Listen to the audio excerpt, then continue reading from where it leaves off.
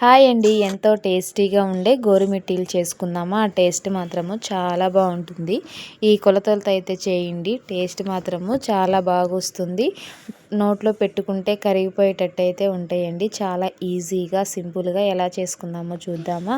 First అయితే ఒక పిండి కలుపుకోవడానికి కొంచెం విశాలంగా ఉండే ప్లేట్ అయితే తీసుకోండి. అందులో ఏంటంటే 2 కప్పులు మైదా అయితే తీసుకోవాలి. ఇప్పుడు 2 కప్పులు మైదా తీసుకున్నాం కాబట్టి హాఫ్ కప్పు వరకు బొంబాయి రవ్వ అయితే తీసుకోవాలి.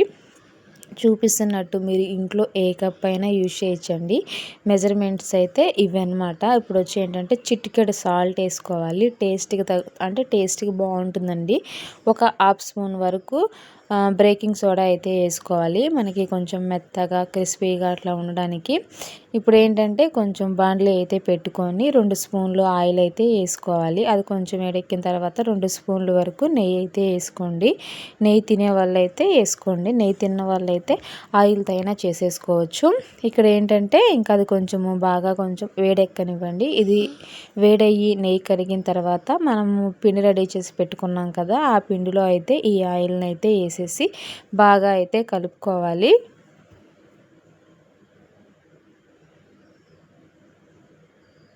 చూపిస్తున్నట్టు ఫస్ట్ గెంటుతో అయితే కలుపుకోండి. ఆయిల్ అయితే కొంచెం వేడిగా ఉంటుంది కాబట్టి ఫస్ట్ గెంటుతో కలుపుకొని తర్వాత చేతితో బాగా కలుపుకోవాలి. మనకి గోరుమిట్టీలు పర్ఫెక్ట్గా రావాలి అంటే మనం ఎంత బాగా పిండి కలుపుతామో దాని మీదే ఆధారపడి ఉంటుందండి.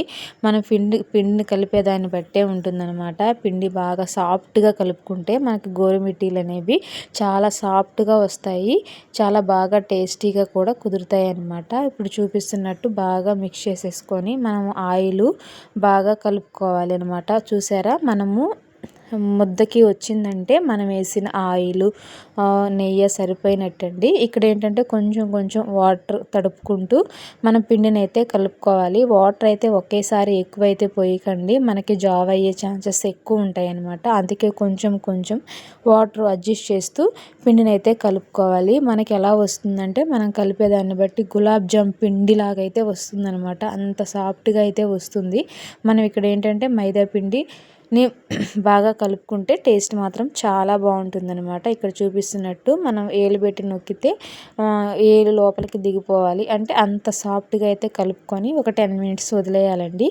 ఒక 10 మినిట్స్ వదిలేసిన తర్వాత ఒక 10 మినిట్స్ ఆగి మళ్ళీ చూద్దాము. చూసారా, పిండి అయితే మనకి కొంచెం బాగా నానిందనమాట. మనం వేలు పెడితే లోపలికి అయితే వెళ్ళిపోతుంది.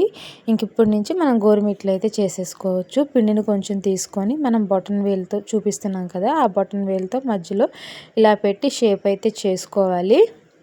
ఫస్ట్ టైం చేస్తున్నప్పుడు షేప్ కొంచెం అటు ఇటు వస్తుందండి, తర్వాత మెల్లగా అయితే అలవాటు అయిపోతాయి. చూసారా, మనం ఉట్టి బొటిన వేల సహాయంతోనే మనం గోరుమిట్టీలను అయితే చేసేసుకోవచ్చు. ఇలా మనకి నచ్చిన షేప్లో అయితే చేసుకోవచ్చు. అంటే కొంతమందికి ఏంటంటే కొంచెం పెద్దవి వస్తాయి ఫస్ట్ టైం చేసే వాళ్ళకి, తర్వాత చేసే వాళ్ళకి కొంచెం చిన్నగా కూడా వస్తాయి అన్నమాట. చూపిస్తున్నట్లు ఇలాగా చేశారంటే మీకు గోరుమిట్టీలు పర్ఫెక్ట్గా అయితే వస్తాయండి. చూసారా, మనం ఓన్లీ బటన్ వేలు మాత్రమే ఉపయోగిస్తున్నాం అనమాట. మనం అడ్జస్ట్ చేస్తూ కొంచెం పిండిని వెనక్కి లాక్కుంటూ ఇట్లా అయితే గోరుమిట్టీలు అయితే చేసేసుకోవాలి.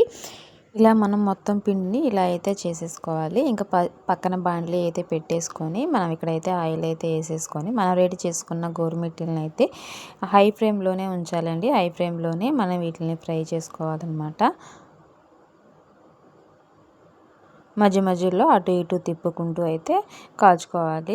మనం హై ఫ్లేమ్లో పెట్టాం కాబట్టి ఊరికనే మాడిపోయే అవకాశం అయితే ఎక్కువ ఉంటుందండి. మనం చూసుకుంటూ మనం కాల్చుకోవాలండి. ఇలా చేసుకుంటే టేస్ట్ మాత్రము చాలా బాగుంటుంది. ఈవినింగ్ టైంలో పిల్లలకి లేదా స్నాక్స్ బాక్స్లో కానీ పెడితే పిల్లలు ఇష్టంగా తింటారండి. ఇలా అయితే అన్నీ అయితే రెడీ చేసేసుకున్న తర్వాత మనం ఇప్పుడైతే పాకం అయితే పట్టుకుందాము. ఇక్కడ వచ్చి ఏంటంటే పాకానికి ఒక గిన్నె అయితే తీసుకొని ఇక్కడ ఏంటంటే 2 కప్పుల వరకు షుగర్ అయితే తీసుకోవాలి. మనం 2 కప్పుల షుగర్ని అయితే తీసుకున్న తర్వాత అందులో మనం చిన్న గ్లాస్ వాటర్ అయితే పోసుకొని గ్యాస్ మీద అయితే పెట్టుకొని మనం పంచదార అంతా కరిగేంత వరకు పాకం వచ్చేంత వరకు వెయిట్ చేయాలండి. సిమ్లో పెట్టుకొని చేసుకోవాలి. ఇక్కడ వచ్చి ఏంటంటే మనకి పాకం అయితే దగ్గరికి అయితే వచ్చేసింది. ఇట్లా చూపిస్తున్నట్లు తీగ పాకం అయితే రావాలి. తీగ పాకం అయితే వచ్చేసిందనమాట. ఇప్పుడు వచ్చిన పాకంలో ఏంటంటే గ్యాస్ అయితే ఆఫ్ చేసేసుకొని మనం రెడీ చేసి పెట్టుకున్న గోరుమిట్టీలు ఉన్నాయి కదండి, ఇవి అటు ఇటు పంచదార పాకంలో బాగా పీల్చుకోవాలన్నమాట. వేసేసుకొని పంచదార పాకంలో అటు ఇటు తిప్పుకొని తీసేయడమేనండి. టేస్ట్ మాత్రం చాలా బాగుంటాయి. మనం ఇట్లా తీసుకున్న దాన్ని ఒక 10 మినిట్స్ వదిలేస్తే చక్కగా ఆరిపోతాయి. మనకు ఆరిపోయిన తర్వాత ఏంటంటే మనకైతే గోరుమిట్టీలు అయితే రెడీ అయిపోతాయి. రెడీ అయిపోయిన దాన్ని ఒక డబ్బాలో వేసి స్టోర్ చేసుకుంటే మనకి ఇవి 1 వీక్ పైనే నిలువ ఉంటాయండి. టేస్ట్ మాత్రం చాలా బాగుంటాయి. వీడియో నచ్చితే లైక్ చేయండి. ఎలా ఉంది నాన్న? బాగుందా? బాగుందా? నాని బాగా చేసిందా? నచ్చాయా?